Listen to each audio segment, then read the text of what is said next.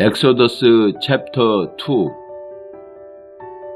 Now a man of the house of Levi married a Levite woman, and she became pregnant and gave birth to a son. When she saw that he was a fine child, she hid him for 3 months.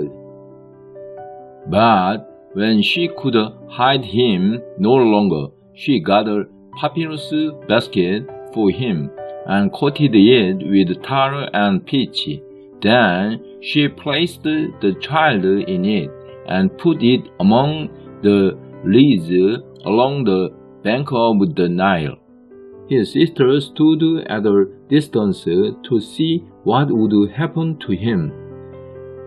Then Pharaoh's daughter went down to the Nile to bathe, and her attendants were walking along the river bank. She saw the basket among the reeds and sent her slave girl to get it. She opened it and saw the baby. He was crying, and she felt sorry for him. "This is one of the Hebrew babies," she said. Then his sister asked Pharaoh's daughter, "Shall I go and get one of the Hebrew women to nurse the baby for you?" "Yes, go," she answered, and the girl went and got the baby's mother. Pharaoh's daughter said to her, "Take this baby and nurse him for me, and I will pay you." So the woman took the baby and nursed him. When the child grew older, she took him to Pharaoh's daughter, and he became her son. She named him Moses, saying, "I drew him out of the water." One day, after Moses had grown up, he went out to where his own people were and watched them at their hard labor. He saw an Egyptian beating a Hebrew, one of his own people. Glancing this way and that, and seeing no one, he killed the Egyptian and hid him in the sand. The next day he went out and saw 2 Hebrews fighting. He asked the one in the wrong, "Why are you hitting your fellow Hebrew?" The man said, "Who made you ruler and judge over us? Are you thinking of killing me as you killed the Egyptian?" Then Moses was afraid and thought, "What I did must have become known."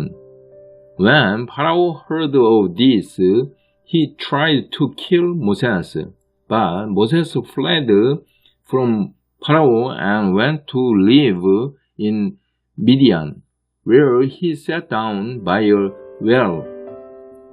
Now a priest of Midian had 7 daughters, and they came to draw water and fill their troughs to water their father's flock.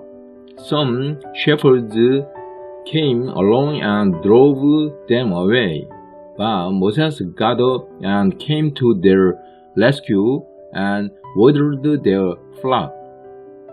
When the girls returned to Reuel, their father, he asked them, "Why have you returned so early today?"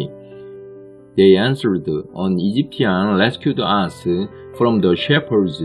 He even drew water for us and watered the flock." "And where is he?" he asked his daughters. "Why did you leave him? Invite him to have something to eat." Moses agreed to stay with the man, who gave his daughter Zipporah to Moses in marriage. Zipporah gave birth to a son, and Moses named him Geshem, saying, I have become an alien in a foreign land. During that long period, the king of Egypt died. The Israelites groaned in their slavery and cried out, and their cry for help because of their slavery went up to God. God heard their groaning, and he remembered his covenant with Abraham, with Isaac, and with Jacob. So God looked on the Israelites and was concerned about them.